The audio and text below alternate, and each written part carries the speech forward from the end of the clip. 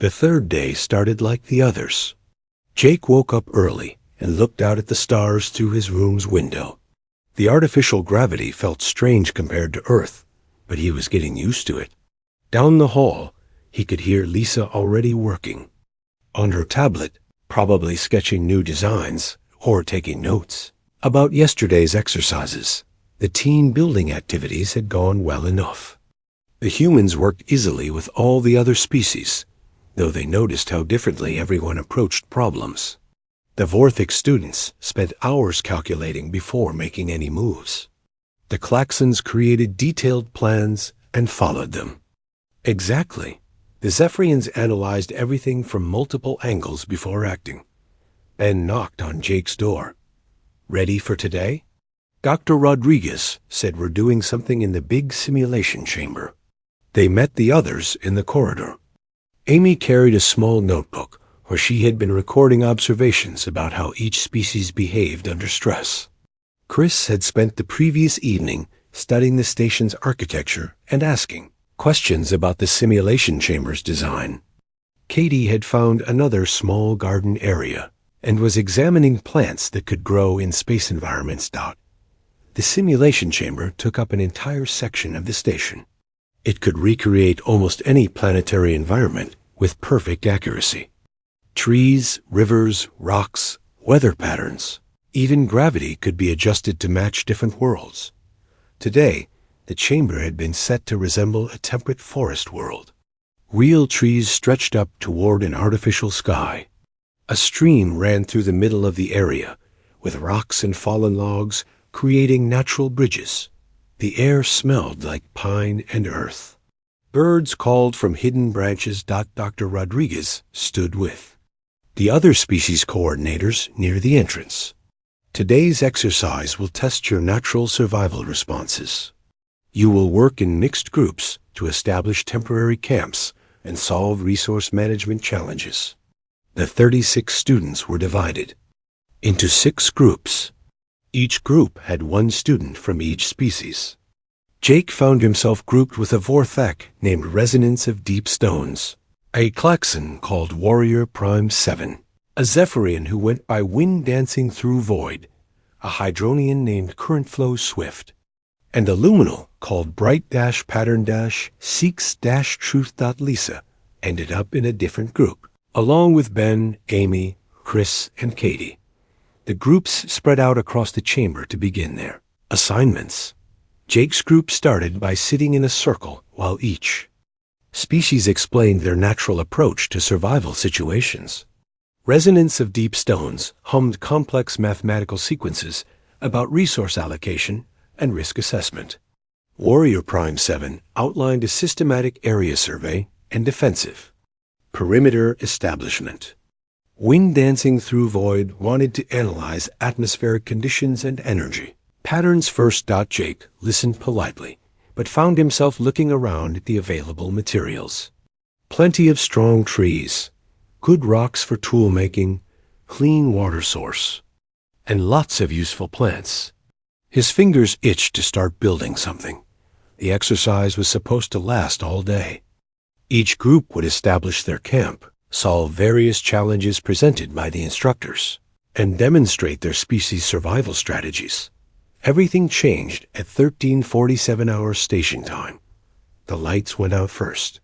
Not gradually, but all at once, plunging the simulation chamber into darkness. Emergency lighting flickered on, casting everything in dim red shadows. Then the artificial gravity fluctuated, making everyone stumble. Alarms began blaring throughout the station. Dr. Rodriguez's voice came over the communication system, but the signal was full of static. Solar flare ... electromagnetic pulse ...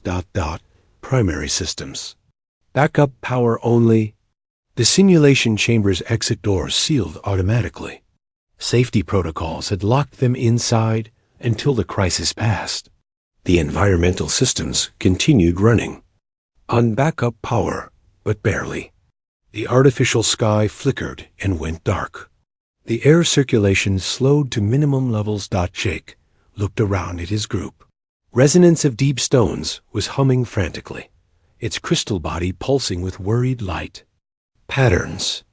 Warrior Prime 7 had immediately taken a defensive stance and was scanning for threats. Wind dancing through void floated nervously, its energy patterns fluctuating wildly.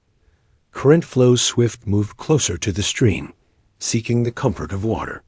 Bright pattern seeks truth, blazed with rapid light sequences, overwhelming the others with streams of data about structural integrity and power fluctuations.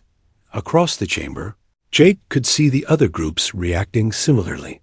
The alien students, clustered with their own species, reverting to instinctive behaviors under stress. The Vorthik formed tight circles and harmonized complex calculations. The Klaxons established a command structure and began systematic reconnaissance.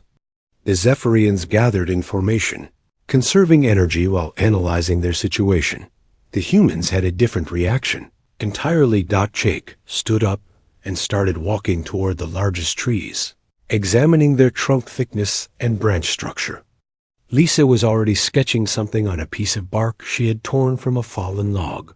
Ben began taking inventory of their supplies and the materials available around them. Amy watched everyone's stress responses with interest rather than panic. Chris studied the terrain, looking for optimal locations and natural advantages. Katie identified edible plants and tested the stream water for safety. "What are you doing?" Resonance of Deep Stones asked, its harmonics tight with confusion. "Should we not establish communication protocols and resource allocation matrices first?" Jake looked up from examining a particularly sturdy oak tree. "We need shelter first. This could last a while, and the backup systems won't keep us comfortable forever. But proper analysis requires," Warrior Prime 7 began. "We can analyze." "While we work," Lisa interrupted, not looking up from her rough blueprints. "Jake, what do you think about a platform between these 3 trees? The spacing looks good for a basic foundation." Ben nodded, already gathering rope from their supply kits. Katie found several strong vines that could supplement our rope. "Chris, what's your take on the structural requirements?" Chris pointed to specific branches. "Those limbs can handle the weight if we distribute the load properly. We should start about 12 feet up to avoid any ground-level flooding if the stream rises." The alien students in Jake's group watched in growing alarm as the humans began, working without detailed plans, safety analyses, or proper coordination protocols. Worse, they seemed almost excited about the emergency situation. Across the chamber, the same pattern was emerging in every mixed group. While alien students continued their methodical planning phases, the humans had already started building. Amy's group was lashing poles together for a foundation. Ben's group had identified materials and started cutting them to size. Katie's group was constructing a basic pulley system for moving heavy materials. This is highly irregular, wind dancing through void, pulsed with agitated blue light. Human protocols appear to prioritize action over analysis. This could result in catastrophic structural failure. Jake paused in his work of stripping bark to make rope. "Maybe, but sitting here talking about it won't get us shelter before dark. We can fix problems as they come up." "Fix problems as they come up?" Bright Pattern Seeks Truth strobed with what the translator interpreted as shock. This approach contradicts all established safety protocols. Lisa had finished her basic design and was explaining it to Chris and Jake. Simple platform foundation, angled supports for stability, rope and vine lashings for flexibility. We can expand it as we go. Current flows swift whistled uncertainly. On our world, all construction requires approval from the Deep Council and structural analysis by trained engineers. "Good thing we're not on your world then," Jake replied cheerfully, beginning to climb the tree with rope coiled around his shoulder. The emergency lighting cast strange shadows as work continued. The humans moved with quick efficiency, communicating through brief exchanges and intuitive understanding. They seemed to operate on shared assumptions that required no detailed explanation. Within the first hour, basic platforms were taking shape in trees throughout the chamber.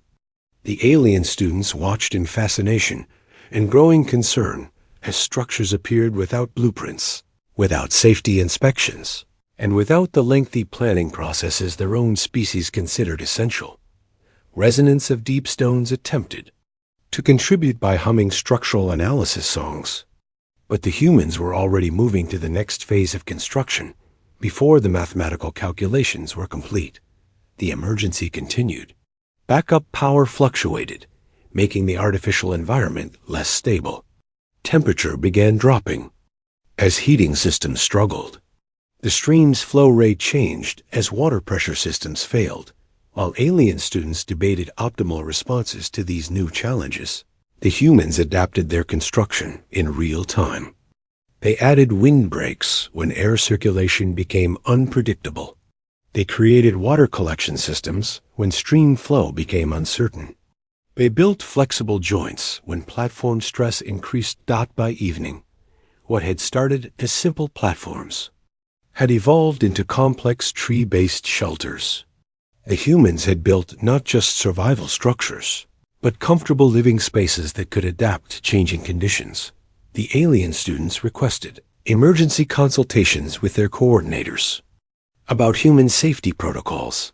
The structures violated numerous interspecies construction regulations, yet they appeared to be working perfectly. Dr. Rodriguez's voice crackled. Dawn came slowly to the simulation chamber. The artificial sun was running on minimal power, casting weak light through the trees. Jake woke up in a sleeping area that had not existed 12 hours earlier. He rolled over and looked down at the forest floor 20 feet below. The alien students were still grouped on the ground. Some had managed to sleep despite the uncomfortable conditions. Others had spent the entire night in discussion circles, still trying to reach consensus on proper emergency protocols. Jake climbed down from the treehouse using rope ladders that Lisa had designed during the night. The structure had grown significantly since evening. What started as a simple platform now had multiple levels connected by bridges and rope walkways. Ben was already awake, checking the water collection system they had built using salvaged materials and natural containers. "We collected about 15 gallons overnight," he reported. "The condensation system is working better than expected." Amy emerged from another section of the treehouse complex, carrying her notebook.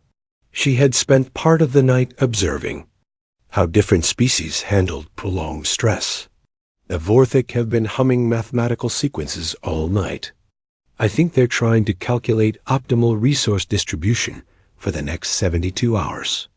Chris dropped down from the highest platform where he had been working on expanding the communication system. "I got the mirror network set up. We can signal between all 6 human groups now using reflected light." Katie appeared from the direction of the stream, her hands dirty from gathering plants. "Found some good fiber sources for rope making. Also, there are edible roots near the water that could supplement our food supplies if this goes on much longer." Lisa sat on a platform edge, sketching modifications to their shelter design. "I want to add a workshop area today. We're going to need better tools if we keep expanding this thing." Around them, the chamber showed clear evidence of 2 very different approaches to the crisis.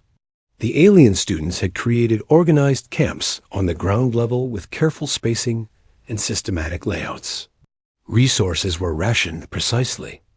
Guard schedules were maintained. Everything followed established protocols. The human areas looked chaotic by comparison. Building materials were scattered everywhere. Half-finished projects connected to completed structures in ways that seemed random. Rope and vine networks stretched between trees with no apparent pattern. Yet the human shelters were working. They stayed warm when temperatures dropped. They collected water when the stream flow changed. They remained stable when artificial weather patterns shifted. Resonance of Deep Stones approached the base of Jake's tree. Its crystal body chimed with polite but concerned harmonics. We request permission to examine your construction methods more closely. Our safety analysis indicates multiple structural violations, yet your shelter demonstrates functional success. Jake looked down from his position on a rope bridge. Sure, come on up, but watch your step on the ladder rungs. The crystal being hesitated.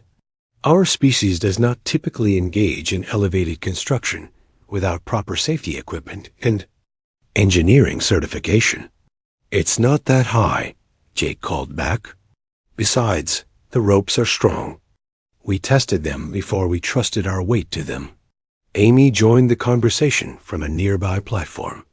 Would it help if we showed you how we test things as we build them? Several other alien students gathered below the treehouse. Warrior Prime 7 clicked its mandibles rapidly. Human construction methods appear to violate established safety protocols. How do you ensure structural integrity without complete analysis? Lisa climbed down to ground level, bringing one of her bark sketches. We do analyze things, just not the same way you do. See, we test each piece as we add it. If something doesn't work, we change it right then. She pointed to different parts of the structure.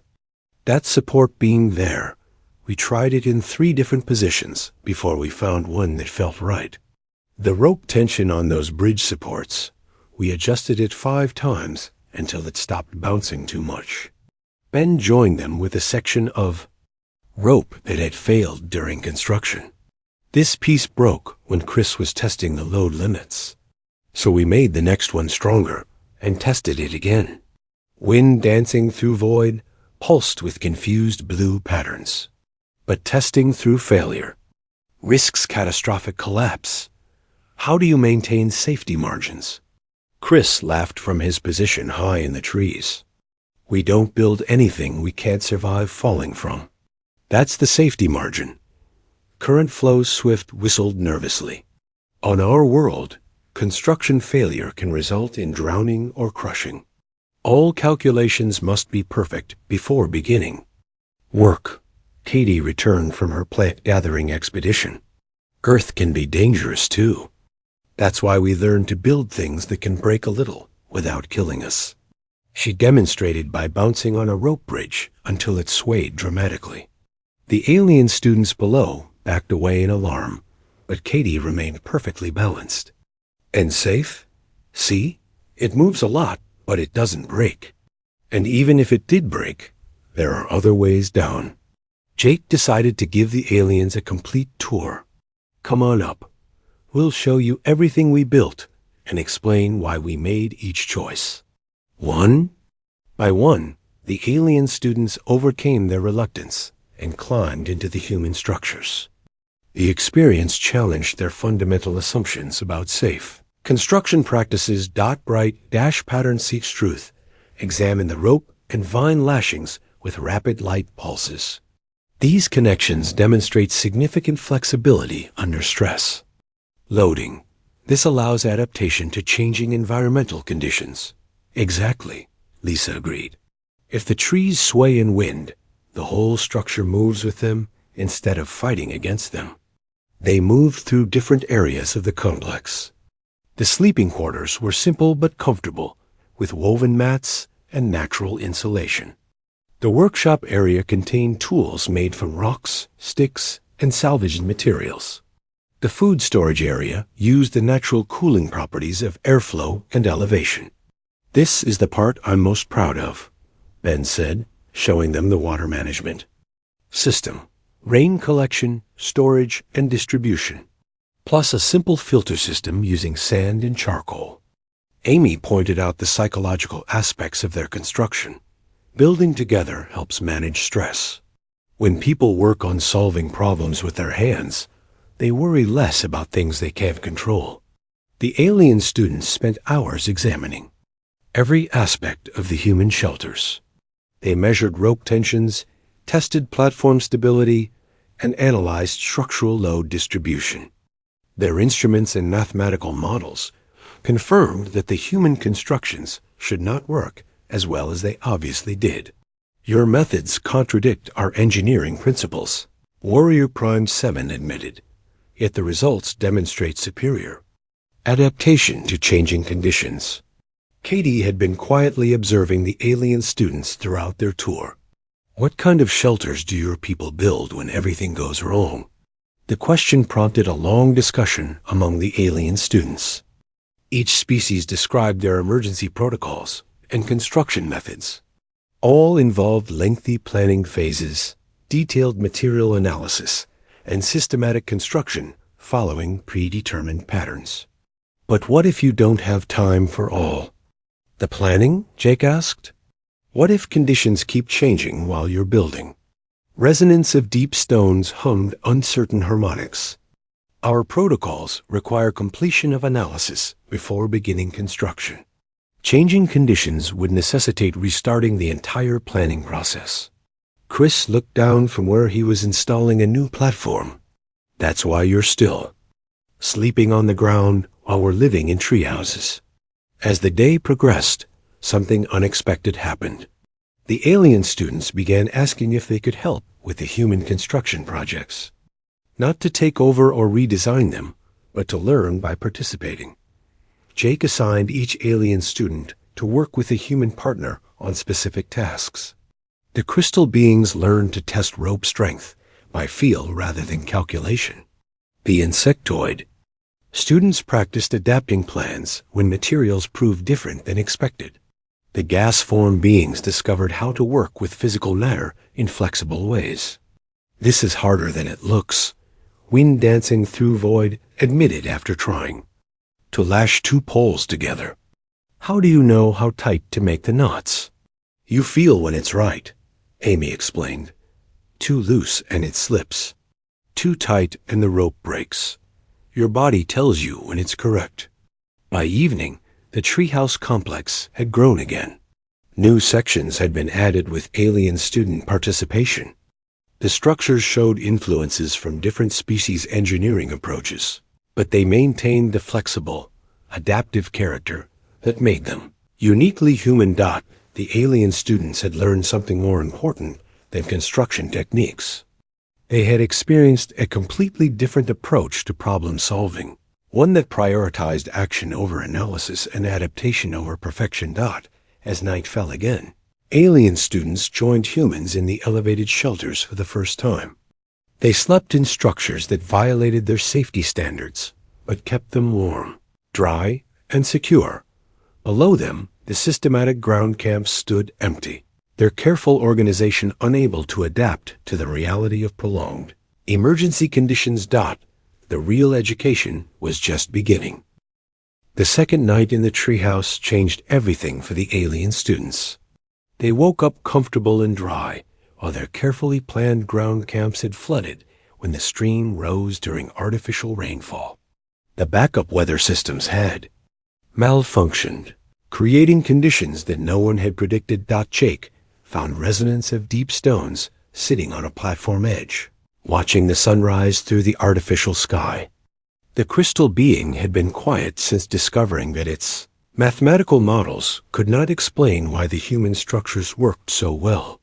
Your construction methods create unpredictable variables, the Vorthix student chimed softly. Yet somehow these variables produce stability rather than chaos. Jake sat down beside the alien, letting his legs dangle over the side. Maybe that's the point. When everything keeps changing, you need something that can change too.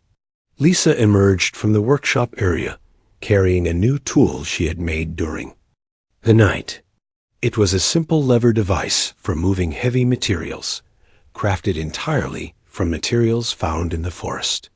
I've been thinking about what makes our building different from yours. Amy looked up from her notebook, where she had been recording observations about interspecies cooperation. Different how? You guys plan everything perfectly before you start, Lisa said to the alien students who had gathered around. But we plan just enough to begin, then we keep planning as we work. Warrior Prime 7 clicked its mandibles thoughtfully. This appears inefficient. Why not complete all planning before beginning construction? Chris dropped down from an upper level where he had been expanding the communication network. Because you can't plan for everything. Look at last night's flood. Did anyone predict that? The alien students fell silent. Their ground-level camps had indeed failed to account for the stream rising. Their systematic approaches required starting over when conditions changed unexpectedly.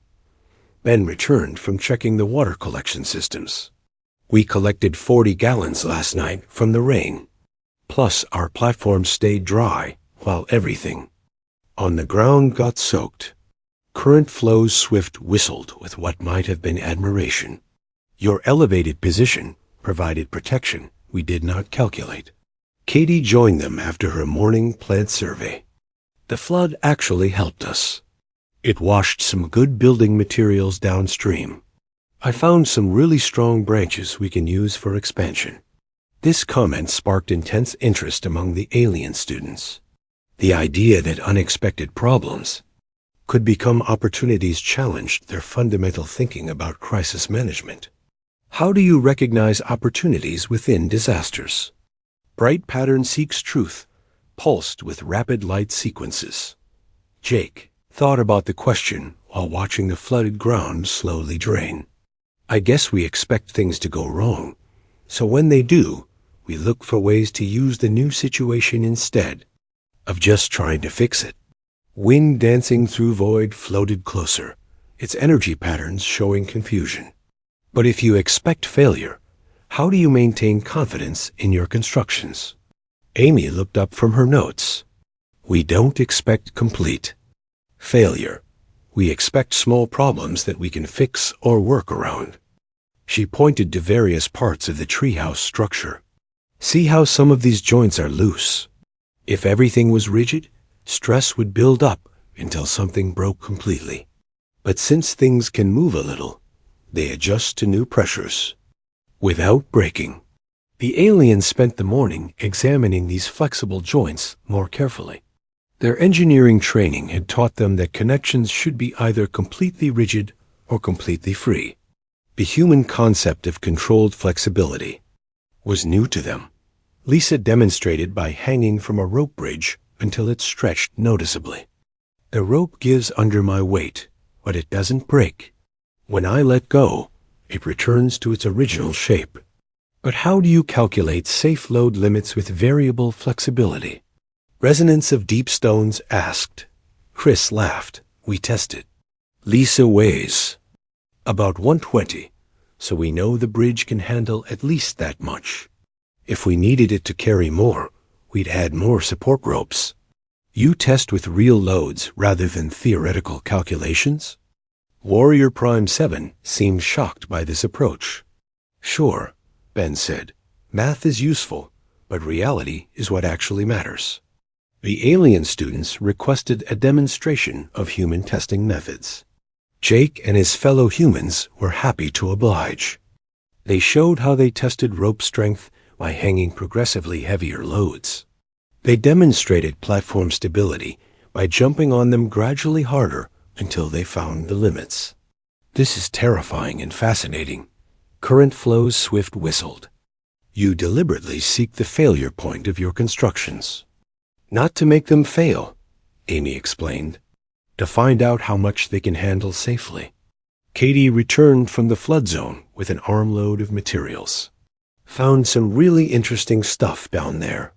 There's a type of mud that hardens like concrete when it dries. We could use it to seal gaps in our water storage. This discovery led to another revelation for the alien students. Humans did not just adapt their building methods to changing conditions. They actively sought out new materials and techniques that emerged from unexpected situations. Your species treats environmental changes as resource opportunities. Bright pattern seeks truth observed, its light patterns shifting to what the translator interpreted as amazement. The afternoon brought new challenges when the backup power fluctuated again. Heating systems failed completely, and artificial gravity became unstable. The aliens immediately began emergency protocol discussions to determine proper responses. The humans just started building. Within an hour, They had created enclosed spaces using salvaged materials and natural insulation. They built gravity anchors using rope networks that kept people secure when artificial gravity failed. They even constructed simple heating systems using reflected light and thermal mass.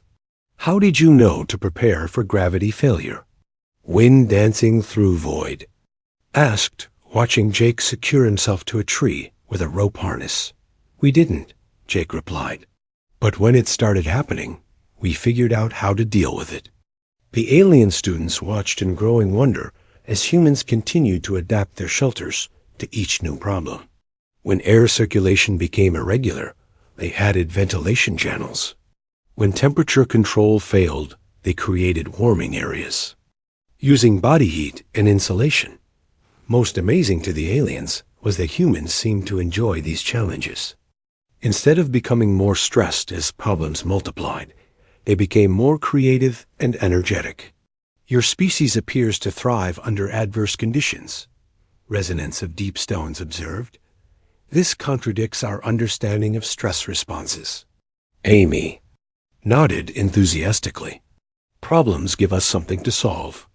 It's actually kind of fun when you know you can handle whatever comes up. As evening approached, the treehouse complex had evolved again. New sections addressed every challenge that had emerged during the day.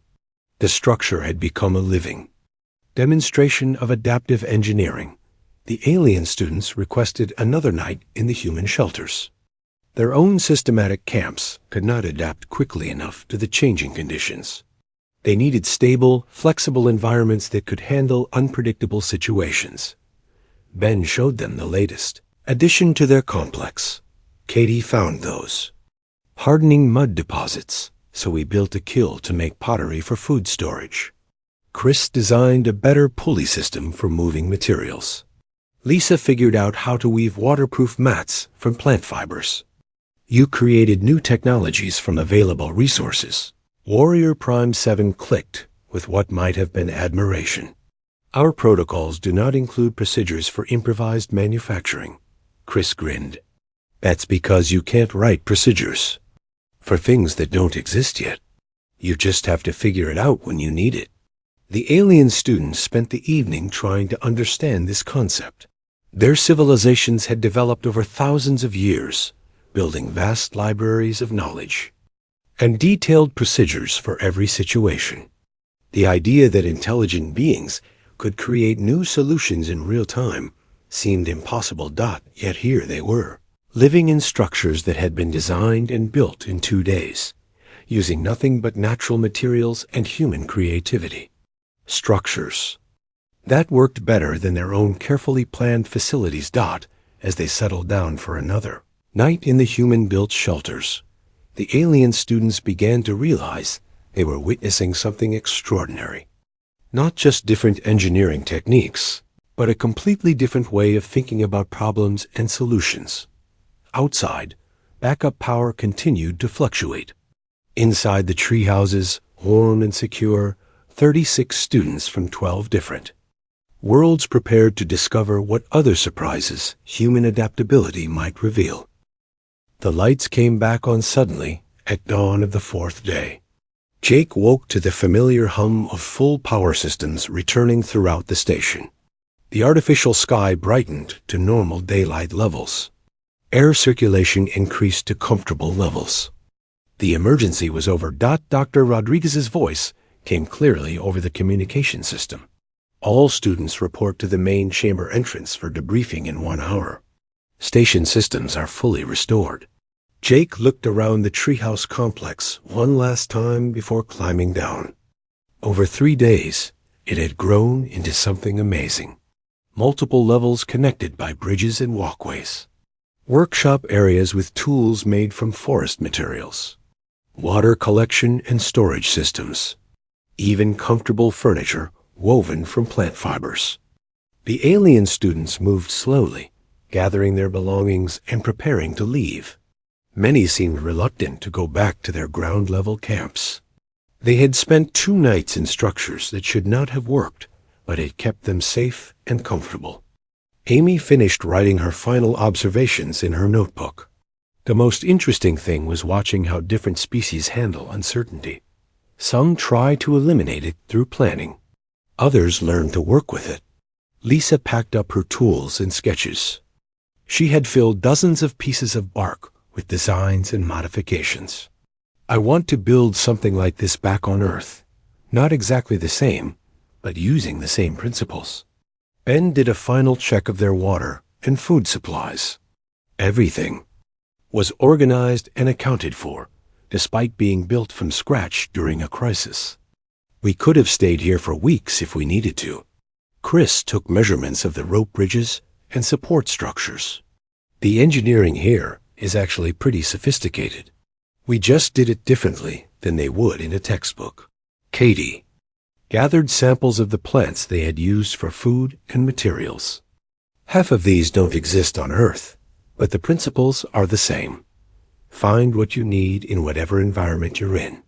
The group made their way to the chamber entrance where other students were gathering. The contrast was obvious immediately. The human groups looked relaxed and satisfied. They carried tools they had made, samples they had collected, and designs for improvements they had planned. The alien students appeared thoughtful and somewhat confused. They had detailed reports and careful analysis of everything they had observed, but they seemed uncertain about what it all meant. Dr. Rodriguez stood at the front of the group with the other species coordinators. She looked pleased with whatever reports she had been receiving from the chamber monitoring systems. Before we begin formal debriefing, she said, I want each group to show what they accomplished during the emergency period. The alien groups presented their systematic survival camps. They had maintained careful resource allocation, established communication protocols, and followed proper emergency procedures. Everything was organized exactly as their training had taught them. Then the human groups led everyone to see their treehouse complexes dot. The alien coordinators stared in amazement at the structures that had grown from simple platforms into elaborate multi-level communities. Rope bridges connected different trees. Workshops contained dozens of handmade tools. Water systems collected, stored, and distributed fresh water throughout the complex. This construction was completed in 72 hours. The Vorthic coordinator chimed in harmonic disbelief. Most of it in the first day, Jake replied. We kept adding improvements as we thought of them. The Klaxon coordinator clicked rapidly while examining the rope joints and structural connections. These methods violate standard construction protocols. Yet stress analysis indicates superior performance under changing conditions. Ben shrugged. We built what we needed when we needed it. The protocols probably work fine when you have plenty of time and perfect conditions. The formal debriefing took place in the main chamber. Each species was asked to present their observations and learning experiences from the emergency simulation. The Vorthic students had prepared detailed mathematical analyses of resource consumption rates, structural load calculations, and optimal group organization theories. Their presentation took 45 minutes and included complex harmonic equations that demonstrated their thorough approach to problem analysis. The Klaxon students presented military-style reports on area reconnaissance, threat assessment, and command structure efficiency. They had maintained detailed logs of all activities and could account for every decision made during the crisis period. The other alien species gave similar presentations. Each demonstrated their natural approaches to survival and crisis management. All were systematic, thorough, and based on established knowledge and procedures. Then it was the humans' turn. Amy stood up with her simple notebook.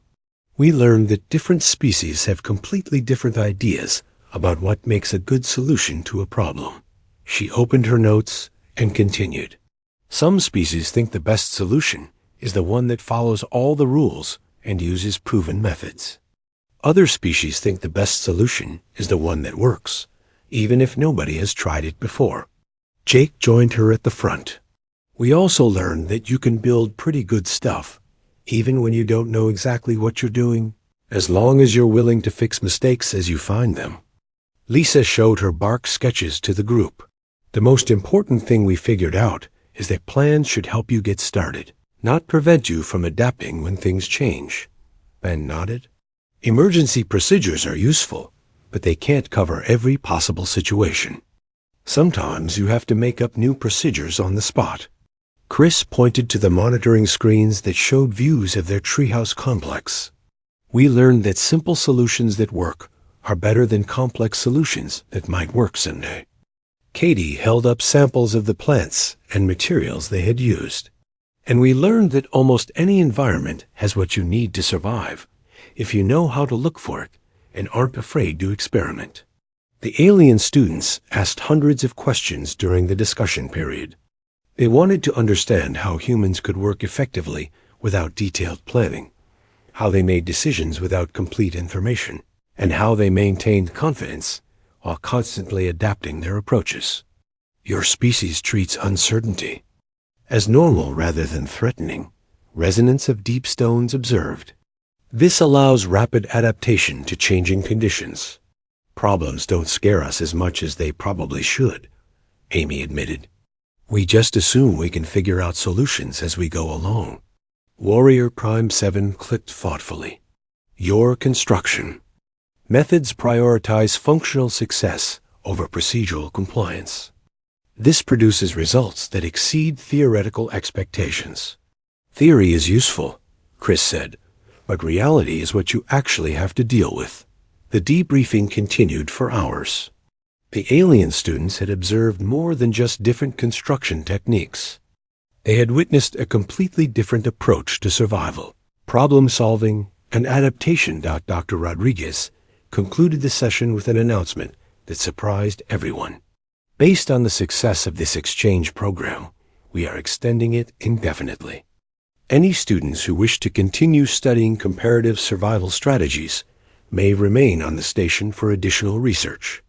Every single alien student volunteered to stay. Over the following weeks, they worked alongside human students to build permanent research facilities. The alien students learned human methods of adaptive construction. The human students learned alien approaches to systematic analysis and long-term planning. The treehouse complex remained in the simulation chamber as a permanent exhibit. Students from across the galaxy came to study the structures that had been built in hours, while other species were still in planning phases. But more than the physical structures, they came to study the thinking behind them, the human approach to turning problems into opportunities, treating uncertainty as normal, and building solutions that could adapt to changing conditions. Exchange program had started as a study of different survival strategies. It ended as a revolution in how intelligent species thought about adaptation, innovation, and the courage to build something new when old methods were not enough. Jake often returned to visit the treehouse exhibit. Each time, he found new students from species he had never seen before, all trying to understand how humans had built so much so quickly with so little planning. The answer was always the same. They started building, fixed problems as they found them, and never stopped improving what they had made. In a galaxy full of species that planned everything perfectly before beginning, humans had shown the value of beginning before everything was perfect. The drill stopped spinning at exactly 300 meters below ground. Jake Morrison wiped sweat from his face and looked at the readout display. Something was wrong. The drill should have cut through rock and dirt like butter, but it had hit something hard. Something that made the entire machine shake and spark. Shut it down, Jake called to his team. The mining operation on Kepler 442b had been going smooth for 6 months. They were supposed to extract rare metals from the planet's crust, but now they had found something else. Something that was not supposed to be there. Maya-chan climbed down from the transport vehicle and walked toward the drill site. She was young, only 22, but she knew more about alien artifacts than most people twice her age. Her job was to study any strange objects the miners might find. Most of the time, she found old rocks or pieces of metal from crashed ships. But today felt different. What did you hit? Maya asked Jake. The big man shook his head and pointed at the drill. Don't know. The sensors show a massive structure down there. It's not natural rock. The thing is huge. Goes on for kilometers in every direction. Maya pulled out her scanner and aimed it at the hole. The readings made her eyes go wide. There was definitely something down there. Something big and old and made of materials that did not match anything in their database. We need to go down. And look, Maya said. Jake laughed, but there was no humor in it. My boys won't go near that hole. They say they can hear things coming from down there. Voices, whispers, stuff that makes their skin crawl. Maya had worked with miners before. They were tough people who faced danger every day without complaint. If they were scared, there was a good reason for it. Helen Brooks arrived an hour later. The colonial administrator was a stern woman who ran the mining colony with an iron fist. She did not like surprises, and she definitely did not like delays in the mining schedule. What's the problem here? Helen demanded. She looked at the stopped drill and the nervous faces of the work crew. Maya showed her the scanner readings. We found some kind of structure. It's artificial. Built by someone or something a long time ago. Helen studied the data for several minutes. Her face grew pale as she realized what they were looking at. How big is this thing? The scans show it extends for at least 5 kilometers underground. The structure appears to be made of some kind of metal alloy. The design is unlike anything we've seen before. Could it be predecessor technology? Helen asked. The predecessors were an ancient alien race that had left ruins on several worlds. Their technology was far beyond human understanding, but it was usually inactive and harmless. Maya shook her head. The energy signatures are all wrong. This is something else. Something new. Jake cleared his throat. Ma'am, my crew is spooked. They say the thing is talking to them. Not in words they can understand, but they feel it in their heads. Makes them want to run away. Helen made a decision. Clear the area. Pull back all personnel to a safe distance. I'm calling in a proper investigation team. But Maya was all ready, putting on her equipment gear. I need to get a closer look first. Just a quick scan to understand what we're dealing with. Absolutely not, Helen said. This could be dangerous. Maya ignored her and walked toward the drill hole. She lowered a probe on a long cable, watching the readings on her portable screen. As the probe went deeper, the energy signatures grew stronger. At 250 meters, the probe's camera picked up something that made Maya's breath catch in her throat. Massive metallic structures jutted up from what looked like the floor of an enormous buried chamber. They were shaped like giant teeth, each one the size of a building. The teeth were arranged in rows, forming what appeared to be the jaw of some impossibly large creature. But this was not a living thing. It was a machine. A machine that had been sleeping underground for thousands of years. Pull the probe back up, Helen ordered, but Maya was transfixed by what she was seeing. The teeth were not just decorative. They pulsed with faint energy, and strange symbols covered their surfaces. As Maya watched, the symbols began to glow brighter. The ancient machine was waking up. It's responding to our presence, Maya whispered. The probe's signals are activating something down there. Jake grabbed Maya's arm. We need to leave, now. My men are hearing the voices again, but louder this time. Maya looked around at the mining crew. They were all backing away from the drill site, their faces filled with fear. Even the machines seemed to be affected. Equipment displays flickered, with strange readings, and the air itself felt heavy and wrong. The structure is some kind of defense system, Maya said, still staring at her scanner. But defending what? And from whom? Helen made the call to evacuate the site. Within hours, all mining operations had stopped, and the area was declared off limits.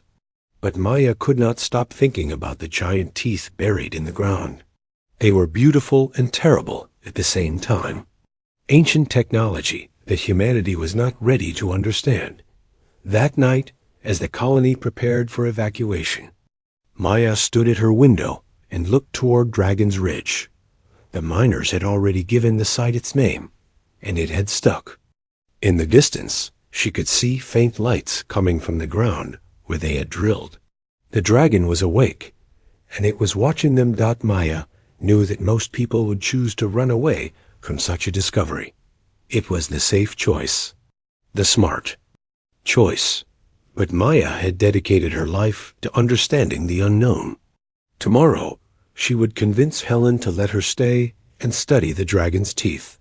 She had to know what they were and why they had been buried so deep beneath the ground.